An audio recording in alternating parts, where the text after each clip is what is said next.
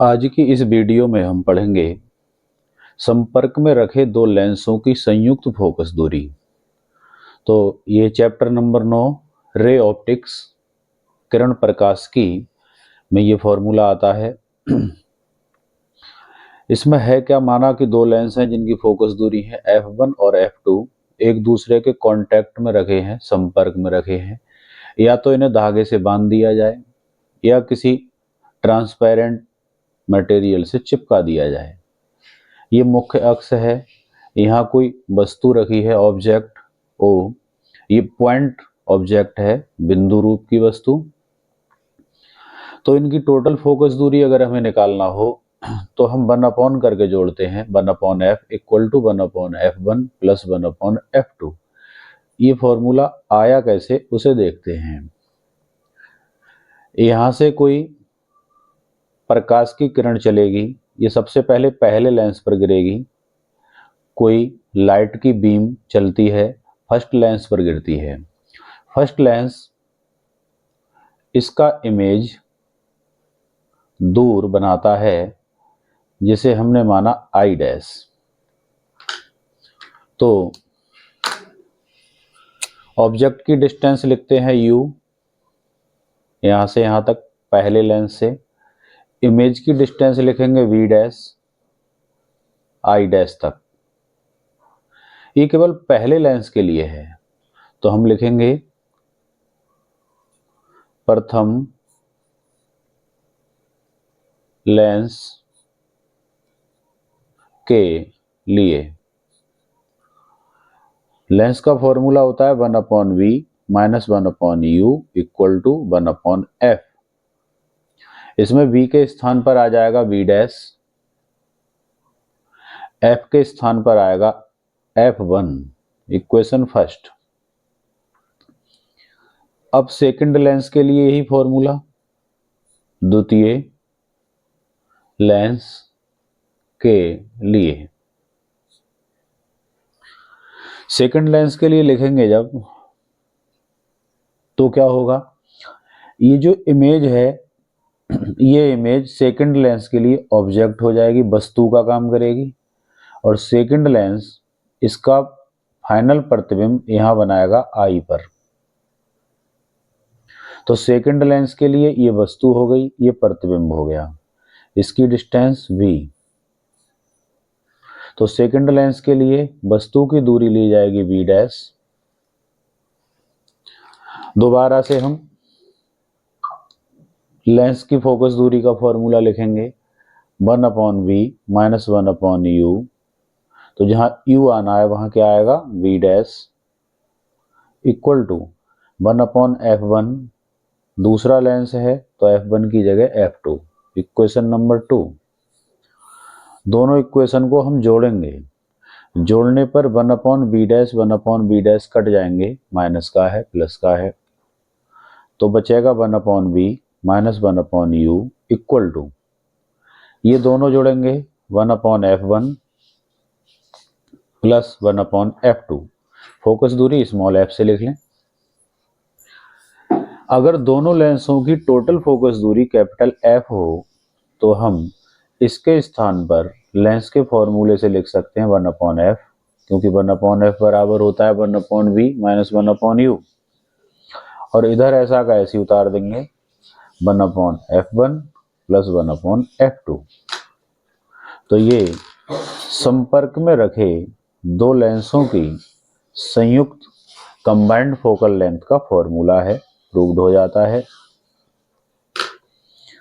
हम ये भी जानते हैं कि लेंस की समता होती है P इक्वल टू 1/f। तो ये है 1/f1, तो यहाँ P बना जाएगा, 1/f2 यहाँ P2 आ जाएगा, और 1/f यहाँ P आएगा। तो ये फॉर्मूला है दोनों लेंसों की संयुक्त समता का, combined power of two lens. Chapter number 9 में एक मोस्ट इंपॉर्टेंट टॉपिक है वर्ण विक्षेपण समता, डिस्पर्सिव पावर। तो प्रिज्म पर साधारण प्रकाश गिराते हैं तो वह 7 रंगों में बांट देता है, क्योंकि सातों रंगों की चाल कांच में अलग अलग हो जाती है। इसमें सबसे ऊपर लाल रंग की किरण है, सबसे नीचे बैंगनी रंग की किरण है। अब दोनों किरणों के बीच का जो कोण बन रहा है उसे कहेंगे थीटा, कोणीय वर्ण विक्षेपण। वर्ण माने रंग, विक्षेपण माने अलग अलग अलग अलग रंगों की किरणों के बीच के कोण को कोणीय वर्ण विक्षेपण कहते हैं। प्रकाश की किरण इस दिशा में जा रही है, प्रिज्म ने उसे इस दिशा में इधर को मोड़ दिया। निर्गत किरण तो कितनी मुड़ी, यहाँ से यहाँ तक का कोण नापेंगे, वो कोण कहलाएगा विचलन कोण। तो बैंगनी रंग की सबसे ज़्यादा मुड़ी है, बैंगनी रंग का विचलन कोण dV। लाल रंग की किरण कम मुड़ी है, लाल रंग का विचलन कोण dr।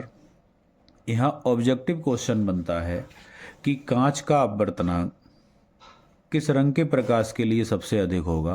तो जो सबसे ज़्यादा मुड़ती है उसी के लिए अपवर्तनांक अधिक होगा। तो बैंगनी रंग की प्रकाश की किरण का अपवर्तनांक सबसे अधिक होगा। दूसरी बात, यह dy लिखा है तो ये पीले रंग की किरण के लिए विचलन कोण है। यहाँ 2 ही किरणें दिखाई हैं, इनके बीच में 5 किरणें और भी होंगी। ठीक, इसकी डेफिनेशन बहुत इंपॉर्टेंट है, वो इससे बनेगी। कैसे बनेगी?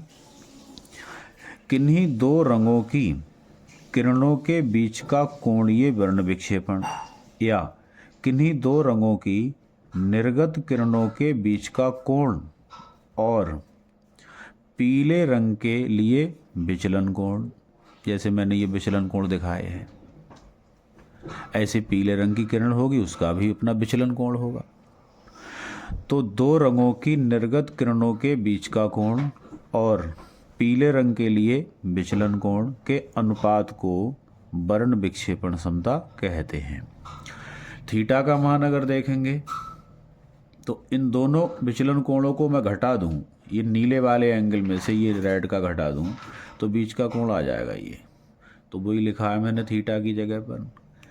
डी का फॉर्मूला ये होता है, हम पढ़ चुके हैं। तो डी के स्थान पर ये मान लगा देंगे NV -1 इंटू ए प्रिज्म कोण है यहाँ का, माइनस DR का मान NR -1 इंटू ए अपॉन DY की जगह NY -1 इंटू ए। इस फॉर्मूले का तीनों जगह विचलन कोण में प्रयोग किया। ऊपर से ए कॉमन हुआ तो अंदर बचेगा NV -1 माइनस NR और +1, नीचे NY -1 इंटू ए से ए कैंसिल हो जाएगा तो ओमेगा इक्वल टू 1 से 1 कट जाएगा, NV -NR अपॉन NY -1। ये मोस्ट इम्पॉर्टेंट फॉर्मूला है, इसकी डेफिनीशन बहुत इम्पॉर्टेंट है, इस पर न्यूमेरिकल पूछे जाते हैं। इसमें एक विशेष नोट करने की बात यह है कि कभी कभी क्वेश्चन में NV की वैल्यू दी है, NR की वैल्यू दी है, लेकिन NY की वैल्यू नहीं दी है। तो हम क्या करेंगे, NV और NR के मान जोड़कर उन्हें आधा करेंगे, वो वैल्यू NY की हो जाएगी। क्योंकि जो पीला रंग है वो माध्य रंग कहलाता है, तो दोनों के अपवर्तनांक का जो औसत होगा वो पीले रंग के लिए प्रयोग होगा। तो आज का कार्य हमारा इतना ही। धन्यवाद।